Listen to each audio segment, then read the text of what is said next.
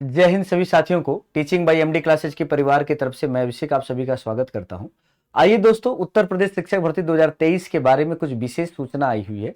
इस विशेष सूचना के बारे में देखते हैं कि आखिरकार उत्तर प्रदेश शिक्षक भर्ती में यूपी टेट और सुपर टेट की वैकेंसी कब आएगी, या यूपी टीजीटी पीजीटी के लिए जो एग्जाम जो आपने फॉर्म भरा हुआ है उसका एग्जाम कब होना, या एलटी ग्रेड का एग्जाम कब आएगा, या इनके लिए जो नया शिक्षा आयोग बना है इसके बारे में क्या जानकारी है।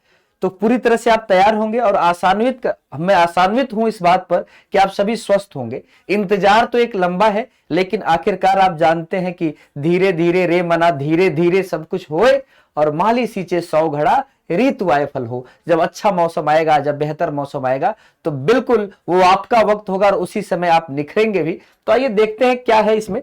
तो बड़ी अपडेट जो आई हुई है इस समय उत्तर प्रदेश शिक्षक भर्ती के लिए, अब इसका एग्जाम होने की संभावना को आइए देखते हैं। तो सबसे पहले यहां पर जो संभावना है इसको देखिए, लिखा हुआ है शिक्षा सेवा के एक आयोग का प्रारूप तैयार। आप जानते हैं शिक्षा सेवा आयोग का जो प्रारूप तैयार हुआ है इसके बारे में और क्या चीजें, क्या जानकारी आई हुई है, इसको चीजों को देखते हैं।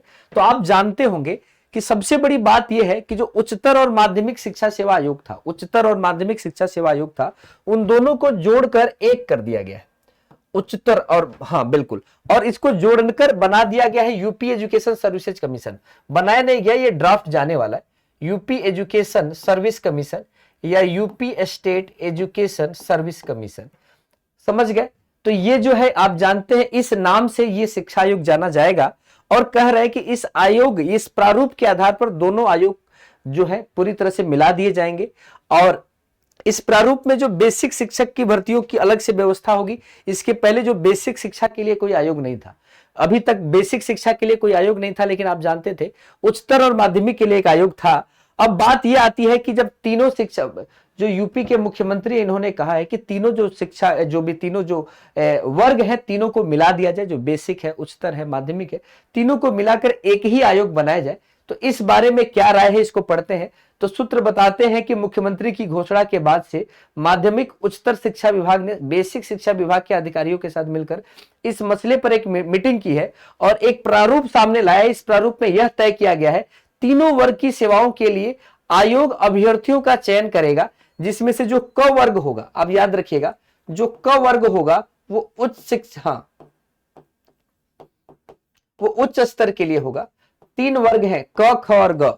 तो क वर्ग उच्च शिक्षा के लिए होगा, जहां पे सहायक आचार्य या महाविद्यालयों के प्राचार्यों का चयन होगा। ऐसे जो ख वर्ग होगा, ख वर्ग जो होगा वो माध्यमिक स्तर के लिए होगा, और जो ग वर्ग होगा वो आप जानते हो बेसिक एजुकेशन के लिए होगा, बेसिक के लिए होगा।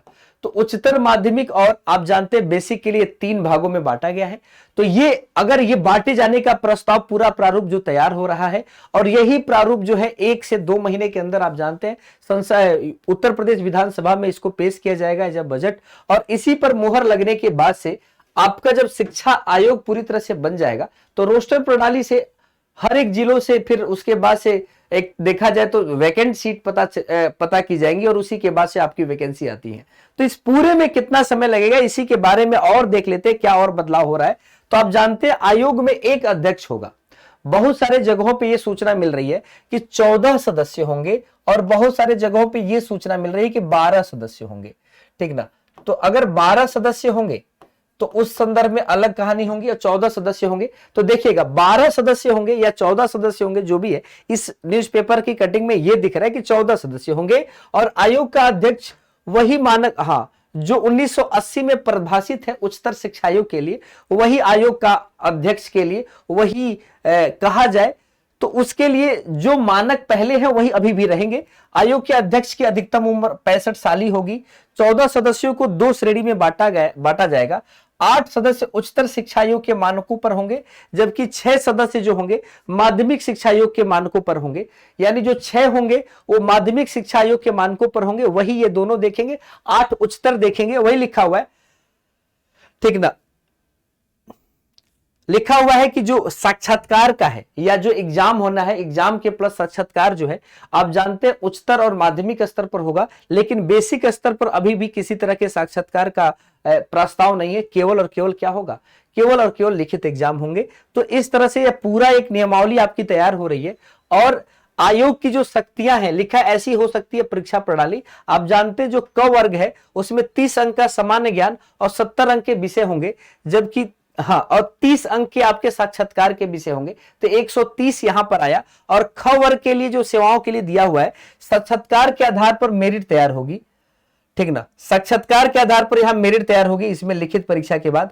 और आप जानते हैं परिणाम घोषित होंगे। ग वर्ग के सेवाओं के लिए किसी प्रकार के साक्षात्कार की इसमें बात नहीं की गई है। टेट और सीटेट के बाद आप जानते हैं कि इसके 1/4 अंक जोड़े जाएंगे, जो सुपर टेट का पेपर होगा, और उसी के साथ आपका रिजल्ट बना दिया जाएगा और उसी स्तर पर बहाली हो जाएगी। तो एक तरह से पूरी शिक्षा नियमावली का, शिक्षा सेवा आप देख रहे जो चयन बोर्ड है उसका एक पूरा प्रारूप तैयार हो गया है। तो इस पूरे प्रारूप में अगर हम बात करें, अभी हम लोग मई में है, तो उम्मीद जो मुझे लग रहा है जिस तेजी के साथ ये चल रहा है और जिस तरह से उत्तर प्रदेश के पूरे मुख्यमंत्री योगी आदित्यनाथ जी का जिस तरह से कंसर्ट देखने को मिल रहा है, ये मुझे पूरा उम्मीद लग रहा है कि ये भी 2024 के केंद्र सरकार के चुनाव को फायदा दिखाने के लिए या फायदे में लाने के लिए यह पूरी तरह से 24 से पहले यहां पर वैकेंसी जो है पूरी तरह से दिखने वाली है, यानी माहौल बनाने वाला है, क्योंकि सबसे बड़ा राज्य है भारत का। तो यहां पर जो मुझे लग रहा है कि 5 से 6 महीने के अंदर आप जानते हैं कि बजट जो है, सरकार जो है बहुमत में है, तो बजट तो पास होना तय है।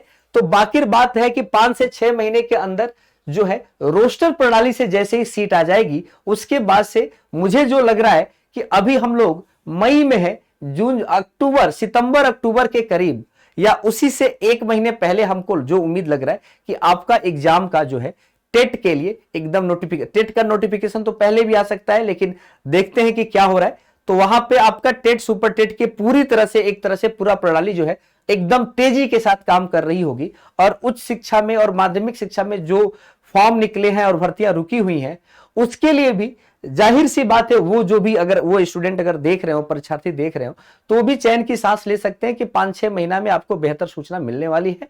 तो पूरी तरह से तैयार है। और ऐसी इस तरह की कुछ और सूचना 2 दिनों में आने वाली है, तो जैसे वो अपडेट आता है मैं आपको फिर से बताता हूं कि भैया और बेहतर क्या होने वाला है। तो चलिए साथियों, टीचिंग बाय एमडी क्लासेज के परिवार की तरफ से आप सभी को बहुत सारी शुभकामनाएं कि आप अपनी तैयारी को मुकम्मल करते रहिए और एक अच्छे जीवन, एक स्वस्थ जीवन की भांति अपने आप को व्यवस्थित बनाए रखिए। दोस्त, देर सवेर, थोड़ा सा लेट है, लेकिन जब भी आएगा तो एकदम देर आएगा लेकिन दुरुस्त आएगा। और जैसे 68,000 आया, 69,000 आया, वैसे यूपी में एक और बड़ी बहाली आपको देखने को मिलेगी। तो जय हिंद सभी साथियों को।